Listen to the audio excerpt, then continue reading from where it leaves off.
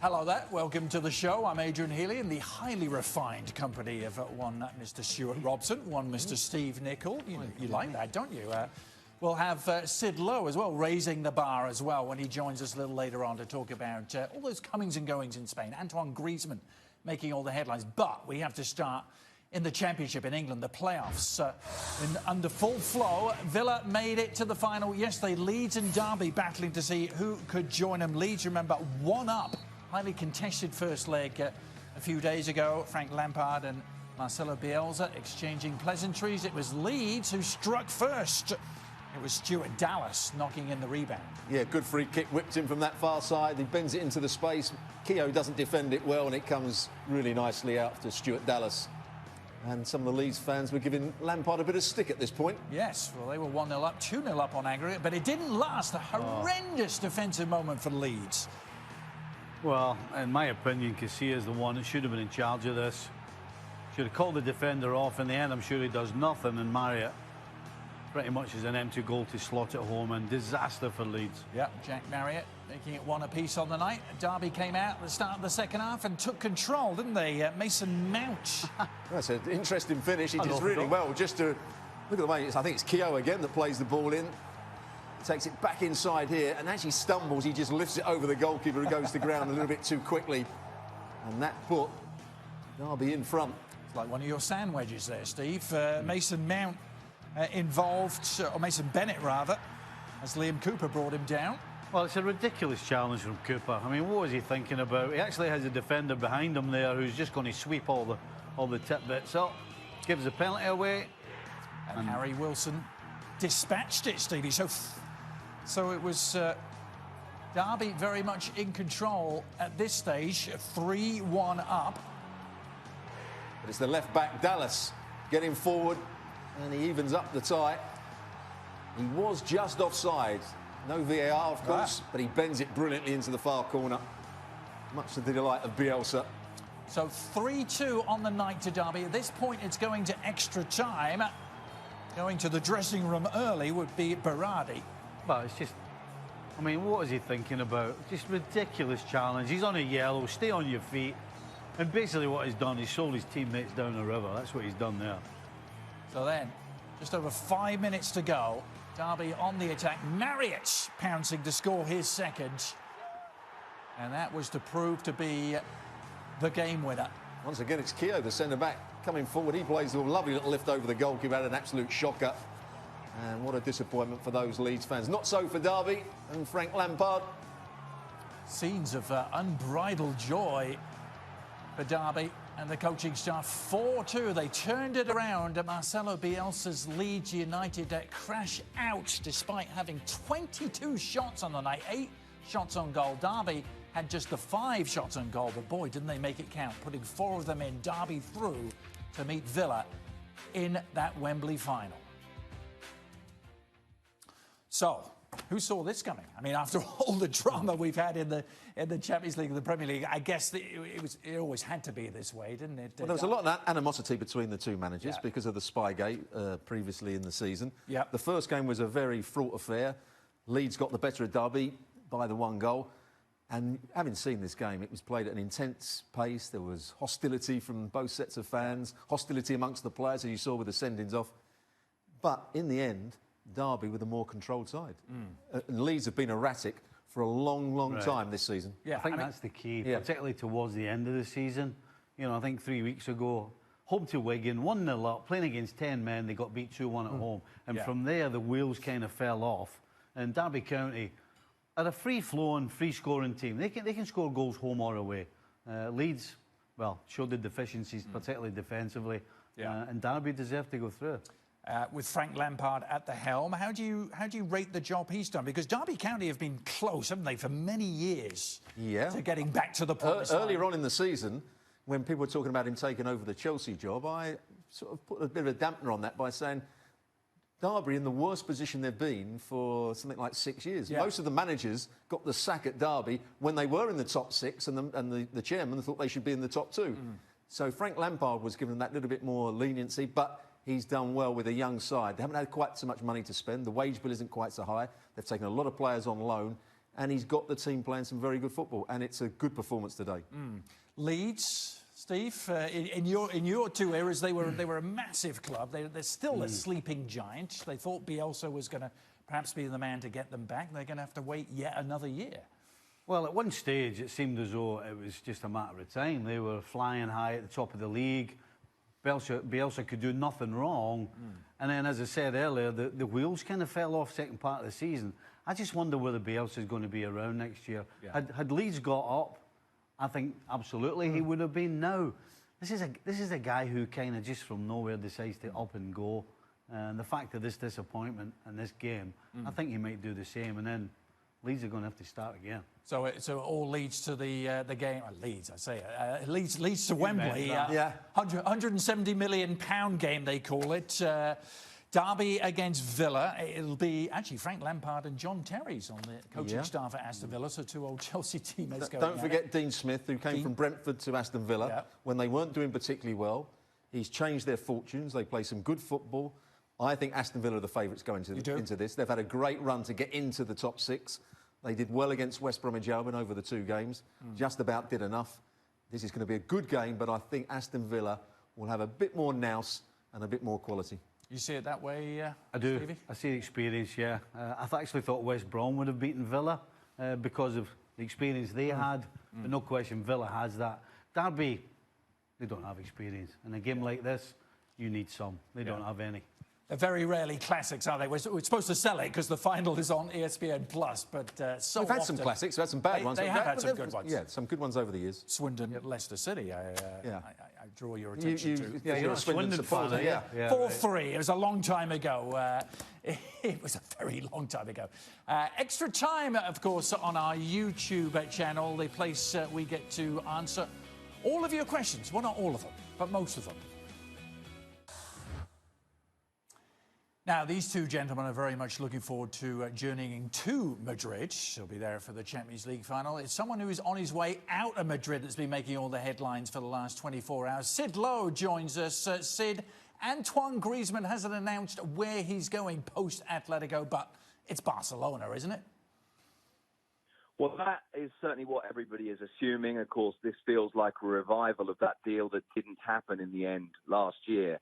And I think in a way that Atletico Madrid knew this was coming because it was set up mechanically for this to happen. Remember last year, the reason that he was close to going to Barcelona was because his buyout clause dropped down on the 1st of July last year to 100 million euros, which made him expensive but very much affordable for a really big club and for a player of that quality. It was basically an invitation for someone to buy him. Well, when he renewed his deal then, he inserted a clause in it which said that his buyout clause this year, on the 1st of July, would come down to 120 million euros. So it's only gone up by 20 million euros. So the possibility of him leaving was still there. They hoped that they could persuade him not to, but they knew, Atletico Madrid, that the decision wouldn't be in their hands. It would be in his. He has now told them, they asked him to be clear with them, to tell them early what he was planning to do. He has told them he is walking away. He has not told them, or at least they are saying he has not told them, where he's going, and he hasn't yet announced it. Now, of course, one very obvious reason for that to perhaps be the case is that this clause doesn't come into force until the 1st of July, so perhaps he wants to wait. Perhaps he doesn't want that to be public just yet. But, of course, it's absolutely inconceivable that he would publicly say, yes, I'm going, if he didn't have his destination already in place. We know that during the spring he spoke to a number of big European clubs. We know that Barcelona are among them. We know that they're interested. But I guess until this is actually tied up, everybody is going to be cautious, including Barcelona themselves, because last summer Barcelona thought they had him and he ended up phoning up and saying, actually, no, I want to stay at Atletico. Intriguing. If it is to be Barcelona, Stuart, how do you see this working? How will he mesh with a certain Mr. Messi, for starters? Well, I can't see him playing as an out-and-out centre-forward. I don't think that's his best role. I think he's always been at his best when he's playing for France, when Mbappe's running in behind and he's been the link-up player. In this current Barcelona side, Suarez, I still think, has got a couple of years left in. He could play through the middle. Messi coming from just behind or from the right-hand side, and Griezmann doing what he did when he first started playing from a slightly wider area and then joining into the central areas. I think that could be a good link-up. It means that Defensively, there might be a bit of a problem because Griezmann won't want to do too much tracking back of fullbacks, and you didn't expect him to. Messi won't do it on the other side, and then Suarez will press and do what he tries to do. But as an attacking force, that could be a good combination. Stevie, do you agree? Yeah, listen, the guy's a fantastic player, and he's going to join fantastic players. It seems inconceivable. They're obviously going to have to have some trial and error with the way they're going to set up. If Suarez plays right up high, then I don't see why you can't have both Messi and Griezmann underneath him. Or even if Suarez doesn't play, you can still have Griezmann as your centre forward and coming off and have other players going in behind. So, listen, Barcelona have kind of changed their style at different stages over the years. And when you've got a chance to have a guy like Griezmann, if it means just fiddling with the tactics a little bit, then why not? Sid, we actually haven't had you on since Barcelona crashed out in spectacular fashion of the Champions League against Liverpool. Lots of speculation that this is going to lead to a pretty busy summer, lots of ins and outs for the Catalan Giants. So what do you expect to happen? Well, some of it, of course, is already happening. They'd already announced the signing of Frankie de Jong. I think in the next couple of days, we will almost certainly get the announcement of de Ligt as well to join the club. Obviously, most of us are making the assumption, but I must confess we still don't know 100% for sure, but we're making the assumption that Antoine Griezmann is another one of those signings. So you're already talking about 3 players to be signed, an approximate total value of the 3 of them of somewhere in the region of 250, 260 million euros. It's a lot of money, and it is a big reaction to what happened. I think there is a sense as well that other things need to change. There are still question marks about Ernesto Valverde, the coach, and about how they set this up. But I think there's an emotional question as well, which is how Barcelona recover from this emotionally, given that so much of this season was hung on the Champions League. With, Messi vowing at the start of the year that they would do everything that they could to win it. That almost set them up for an environment in which if they didn't win the league, if they won the league and the cup but not the Champions League, it wouldn't feel like enough. And so I think there will need to be some changes, and I think it will be very interesting to see how they react emotionally to this for the start of next season. Stuart, do you sense this being a team that needs renewal? De Jong and de Ligt being mentioned? Those two will be absolutely great signings. De Jong we've seen playing for Ajax, playing in just a holding midfield role. He can do both sides of the game. He can pass the ball. He doesn't run forward too much. He can make defensive decisions as well, good defensive decisions. He covers fullbacks. He's an all-round midfield player. And de Ligt, at 19, I think looks a magnificent defender. Again, he's got all the attributes. He's good in the air. He's a good leader. He can play out from the back. He's quick. And he looks to be a good character as well. He's captain of Ajax, and he came back from a terrible start of his international career. He was thrown in at 17 against Bulgaria. They were 2-0 down. Both goals were his fault, and he was taken off at half-time, and he's come back from that. Those 3 players alone that we're talking about, Griezmann, de Ligt, de Jong, this could be a pretty different-looking Barcelona if that all happened. Yeah, but a better Barcelona. And a Barcelona side that absolutely romped to winning the league. And a Barcelona side that really should be in the final. They're going to add those 3 players, and it's the timing is right. But they probably have to lose some to get those 3, won't they? Yeah, but they're going to be strengthened where we all talk about where the core of your team, the strength of your team should be right up the middle, and the three names we've just spoken about. Plus, you add Messi because he's the guy that's been carrying this team for the last 18 months. So if you can add those 3, then you're a Barcelona that can win the European Cup. So you brought it up, Stuart. To balance that, who do you see moving out? Rakitic, Vidal, Rafinha, and of course Coutinho is. Yeah, there's some of the fringe players that have been there for quite a while that you probably want to get out. Coutinho doesn't look as though he's going to make it at Barcelona. Once the crowds start getting onto you as much as they are to Coutinho, it's going to make it very difficult for him. So I think he's probably one of the players that they would try and get money for, but it might be difficult for them to get some of their money back. It certainly will. Thanks very much, guys, and thanks, Sid. If you ever miss an edition of the show, remember the audio version, our podcast available every day on iTunes. It's been far too long since Jose Mourinho was in the public eye. Well, he changed that, talking to L'Equipe and reminding everyone. He said, I said 9 or 10 months ago that after winning 8 championships, finishing second with Manchester United last year may have been my greatest achievement. Now people understand. Well, we do remember him very well saying that last year, and I think generally we scoffed at the notion that it was his biggest achievement, but where does the truth lie? Was it actually a fantastic achievement to get this United team to second place last year? I'm not sure we believe that was a great achievement. I mean, he's won titles, he's won lots of things. What he was trying to say is that there was problems behind the scenes. There was problems with some of the players. There was some fractious relationships between the players and him.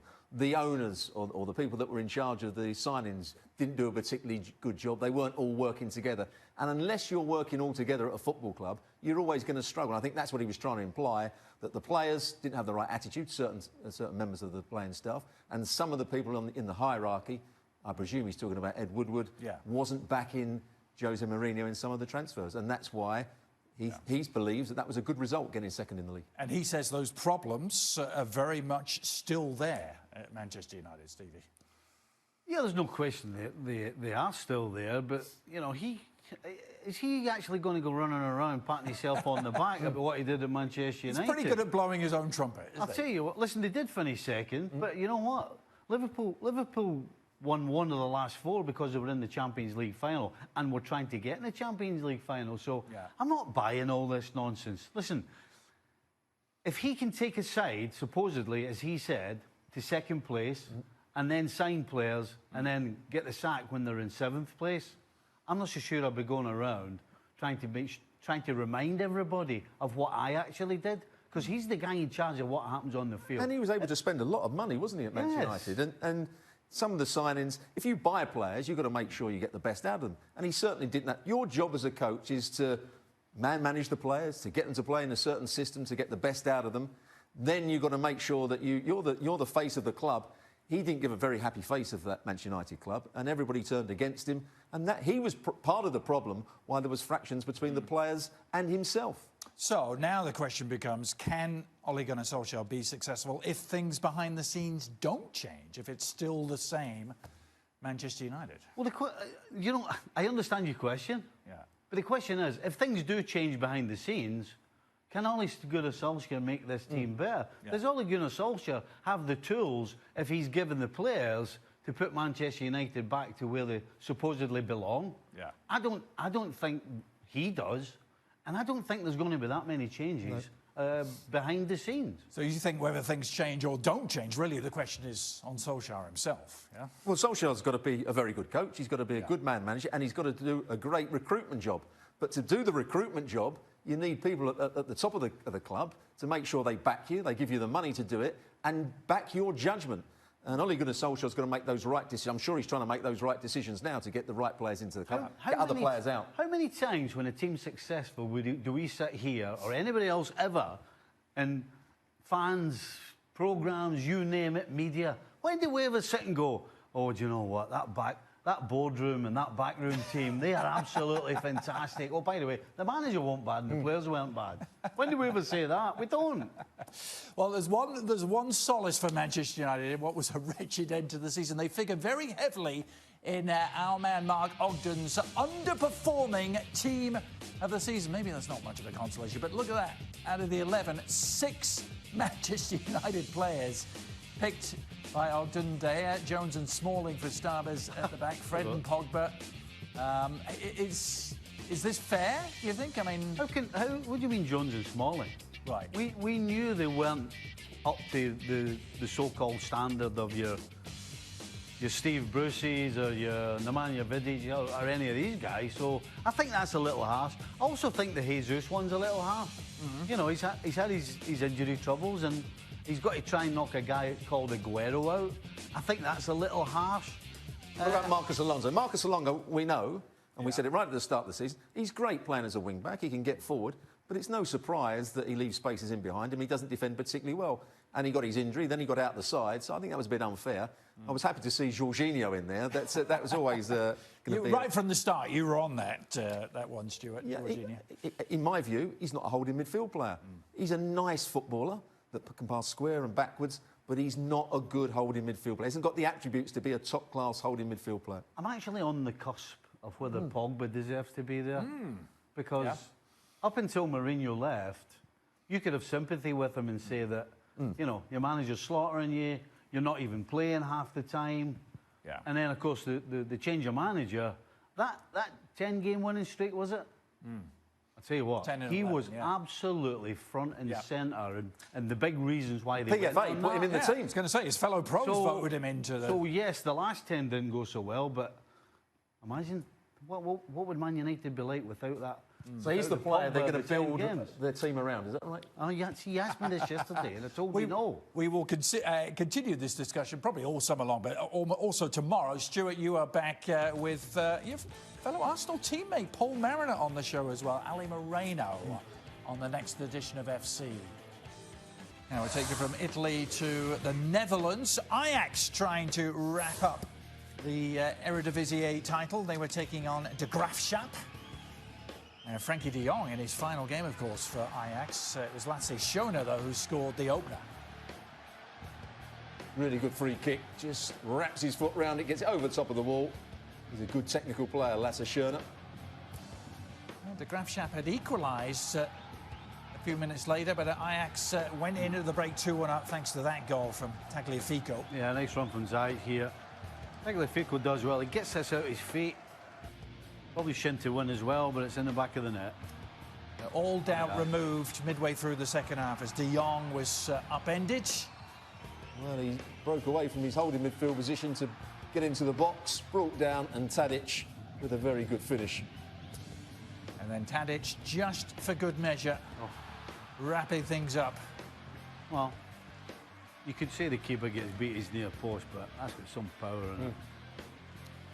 So they needed the win, or they needed at least a point, just to be sure. They rounded out in fine style. Ajax crowned as Eredivisie champions. PSV were the side that ran them close, but in the end, Ajax getting the job done, crowning what was a remarkable season for that young side.